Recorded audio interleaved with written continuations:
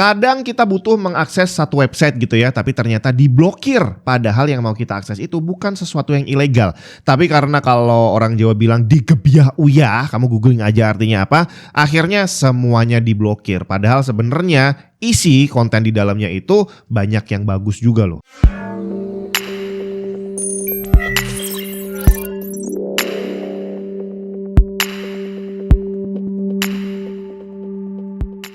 Butuh informasi lebih tentang teknologi monitor? Pengen tahu review monitor gaming inceran kamu? Langsung aja ke YouTube channel Grey to Grey. Masih dipegang oleh tim Tech and Tips, tapi fokusnya hanya untuk display. Pelan-pelan semua yang berhubungan dengan monitor bakal dialihkan ke sana, bre. Langsung aja klik linknya ada di bawah. Dan akhirnya kita di Indonesia sekarang ini sudah familiar kali ya dengan berbagai macam cara untuk bisa membypass blokiran tadi. Salah dua cara yang paling banyak dipakai orang adalah dengan VPN atau proxy. Kalau kita lihat secara gambaran kerjanya hampir mirip kali ya. VPN maupun proxy itu fungsi utamanya adalah menyamarkan IP address. Jadi saat kita mau connect ke internet, nggak langsung nih dari rumah kita masuk ke internet. Diputar dulu pakai IP orang lain, pakai IP tempat lain, baru masuk ke internet. Jadi nanti saat kita terhubung ke satu website, terbacanya kita bukan dari Indonesia tapi dari negara lain gitu ya. Untuk orang awam biasanya fungsi utama VPN dan proxy ini adalah untuk tadi membypass geo restriction biar bisa mengakses website yang tadinya diblokir. Karena yang melakukan pemblokiran adalah negara. Jadi bisa aja di Indonesia ada website diblokir tapi ternyata di Singapura enggak. Jadi kalau kita butuh untuk mengaksesnya kita harus pakai IP dari Singapura. Tapi ternyata kalau ditelusuri lebih lanjut ada banyak sekali fungsi dari VPN dan proxy ini. Bukan hanya untuk membypass pemblokiran, tapi ada banyak banget fungsi lainnya yang legal pastinya. Tapi sebelumnya kita bahas dulu apa sih bedanya VPN dan proxy. Karena dua-duanya sama-sama punya fungsi untuk rerouting IP. Jadi menyembunyikan IP kita dan yang akan dimunculkan nanti adalah IP dari tempat lain. Tapi di sini kalau kita pakai VPN, mereka bukan hanya sekedar mengalihkan IP kita, tapi mereka bikin satu sistem yang namanya adalah tunneling. Tunnel itu adalah terowongan, berarti dia bikin satu jalur koneksi tersendiri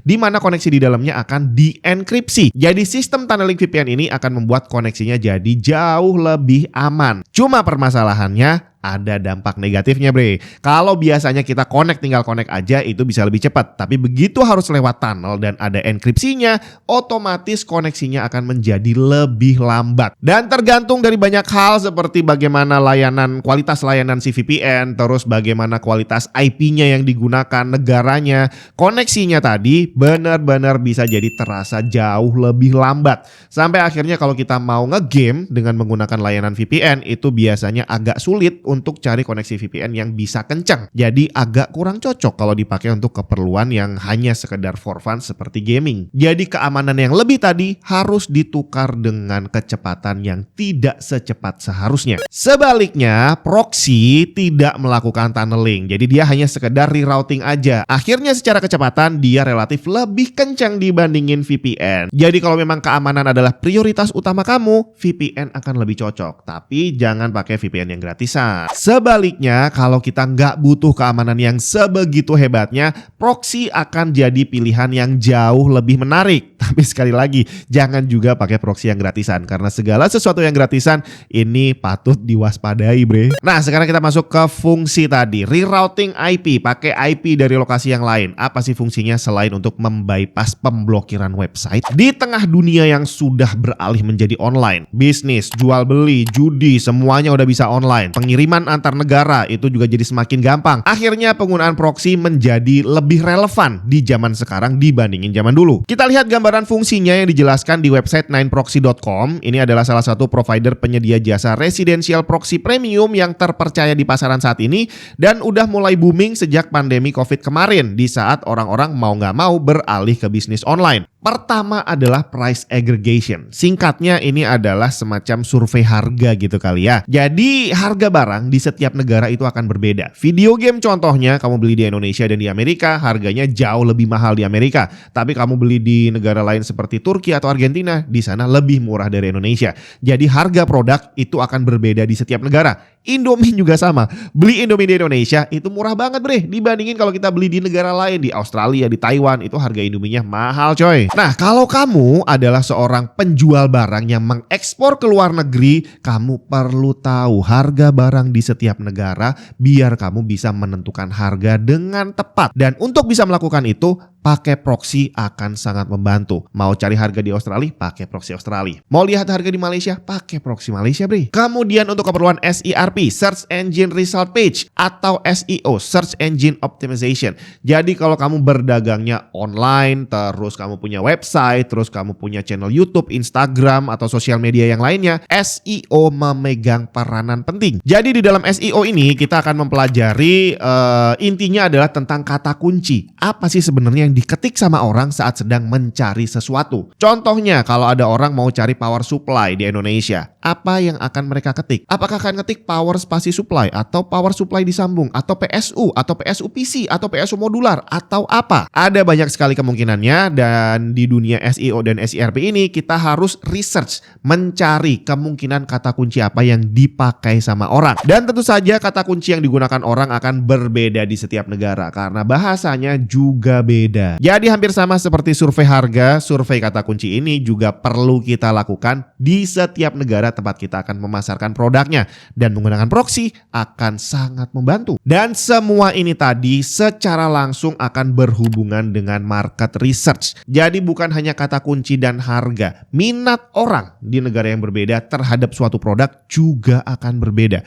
Contohnya di Indonesia kalau untuk kuliner, gula, garam, sama minyak goreng itu adalah yang paling laku gitu ya. Tapi di negara lain belum tentu. Jadi sebelum kita mengekspor barang ke suatu negara, kita harus tahu apakah orang di negara sana berminat dengan produk kita atau enggak. Termasuk metode promosi apa yang nantinya akan cocok di suatu tempat. Apakah video joget-joget itu akan laku di negara lain sama seperti dia laku di Indonesia, atau ada hal lain yang mungkin diminati sama mereka. Termasuk marketplace. Tiap negara akan punya marketplace-nya sendiri. Indonesia punya Tokopedia, punya Bukalapak, Singapura punya Carousel, tapi ada juga marketplace yang global, kayak misalkan Shopee di Indonesia ada, di negara lain juga ada. Lazada di Indonesia ada, di luar juga ada. Bahkan untuk yang global, kayak misalkan di Indonesia ada Lazada, di Singapura juga ada, di Malaysia juga ada nih misalkan. Itu masing-masing kontennya juga kan berbeda. Saat kita buka Lazada Singapura dan Lazada Indonesia, isinya beda, barangnya beda, penjualnya beda, alamatnya juga beda. Dan untuk bisa melakukan market research, ya tadi kita harus punya IP di masing-masing negara. Untuk bisa mengakses marketplace di Singapura, kita harus pakai IP Singapura dan seterusnya. Apalagi kalau marketplace yang memberikan layanan pengiriman luar negeri. Ini enak banget. Adminnya cukup ada di Indonesia, tapi jualannya bisa ke berbagai negara. Dan untuk keperluan ini, proxy akan sangat membantu. Itu tadi tentang fungsinya. Setelah itu ada lagi istilah residential proxy. Jadi kalau di 9proxy.com tadi yang dijual adalah residential proxy. Memangnya ada proxy yang bukan residensial? Ada bre, namanya adalah data center proxy. Dua-duanya beda. Residential proxy itu adalah IP rumahan yang disediakan sama ISP. Jadi kalau kita langganan yang residential proxy, terus kita di rerouting ke Singapura, ya berarti nanti proxy yang muncul di sana adalah proxy dari komplek perumahan, bukan dari perusahaan gitu ya. Kalau data center itu dari perusahaan. Sedangkan IP data center, ya dari data center, dari perusahaan. Dimana kalau kita nanti mengakses website akan terbaca bahwa oh ini dari perusahaan A gitu ya. Nah karena dia adalah perusahaan, memang mungkin secara koneksi akan lebih kencang, lebih stabil. Tapi restrictionnya juga banyak. Ada banyak sekali data center yang tidak mengizinkan akses ke website tertentu. Jadi akhirnya kemungkinan kita akan terblokir, nggak bisa mengakses sebuah website dengan IP data center akan lebih besar. Sedangkan residential IP, karena memang IP-nya punya pribadi, ya hampir tidak ada restriction apapun di sana. Jadi kita mau mengakses apapun harusnya bisa tanpa batasan. Cuma gimana caranya para penyedia IP residential ini bisa dapat IP-nya? Soalnya tadi saat kita pakai IP Singapura, itu yang dipakai adalah IP-nya orang gitu ya. Apakah itu didapat tanpa izin? Ya tentu saja tidak bre. Gak ada yang berani sekarang melakukan sesuatu tanpa izin pemiliknya. Biasanya penyedia layanan residential proxy kayak gini udah ada kerjasama dengan ISP. Jadi saat dia akan menyediakan IP dari Indonesia nih misalkan, itu harus ada kerjasama dari ISP di Indonesia yang memang ngasih IP itu ke mereka. Gak sembarangan. Dan kalau kita adalah pemilik IP-nya, jadi dari ISP nih ngasih satu IP fix nih buat kita.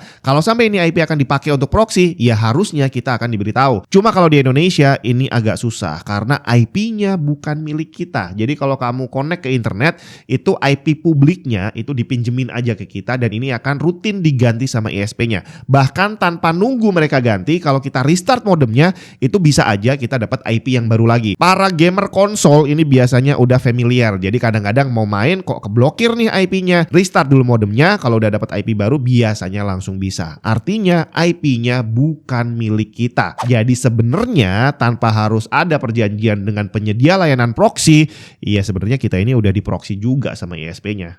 Nah, sekarang soal harga antara VPN dan proxy. Tadi dibilang bahwa VPN ini bukan hanya ngasih jasa untuk rerouting IP, tadi ada tunneling, terus ada enkripsi dan sejenisnya yang berhubungan dengan keamanan. Jadi otomatis harga layanan VPN akan cenderung lebih mahal dibandingin layanan proxy. Kemudian untuk VPN, biasanya harga yang ditawarkan itu adalah harga fix. Misalkan langganan 1 bulan, 3 bulan, atau 1 tahun gitu ya. Itu fix. Kamu pakai nggak kamu pakai, ya tetap bayar. Sedangkan proxy beda bre, yang kita bayar adalah berdasarkan berapa banyak IP yang akan kita sewa. Harganya nggak mahal, semakin banyak IP yang kita sewa semakin murah. Sampai yang lagi promo nih di 9proxy.com jatuhnya per IP cuma 0,04 USD atau sekitar Rp600 aja. Sistem pemakaiannya kita harus aktivasi dulu nih, IP yang pengen kita pakai diaktifasi dan nanti kalau udah aktif masa berlakunya cuma 24 jam. Kalau udah 24 jam udah selesai, nanti kita akan ganti IP lainnya lagi sampai berapa banyak yang kita sewa itu habis terpakai semuanya. Sedangkan untuk IP yang belum diaktifasi gak ada batas waktunya. Dan nanti seandainya nih waktu mau kita pakai ternyata gak bisa, tenang aja, gak bayar, akan diganti dengan IP yang lain yang memang bisa dipakai. Dan di sini jatuhnya bisa jadi jauh lebih murah dibandingin VPN karena tadi VPN dipakai gak dipakai kamu tetap bayar. Sedangkan di proxy kamu bayar hanya untuk IP yang kamu gunakan. Jadi kalau kamu sewa 100 IP misalkan,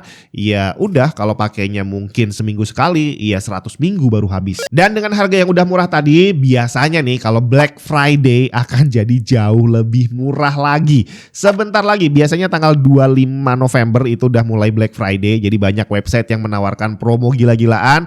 Nah, buat kamu yang tertarik untuk langganan proxy, bisa cek aja di 9proxy.com, siapa tahu nanti tanggal 25 ada promo gede-gedean bre. Oh iya, kayaknya layanan proxy ini juga cocok buat kita yang buka jasa view dan like video di sosial media kali ya. Pakai satu PC, jalanin 50 emulator Android, masing-masing pakai proxy yang beda. Bisa kayaknya nih.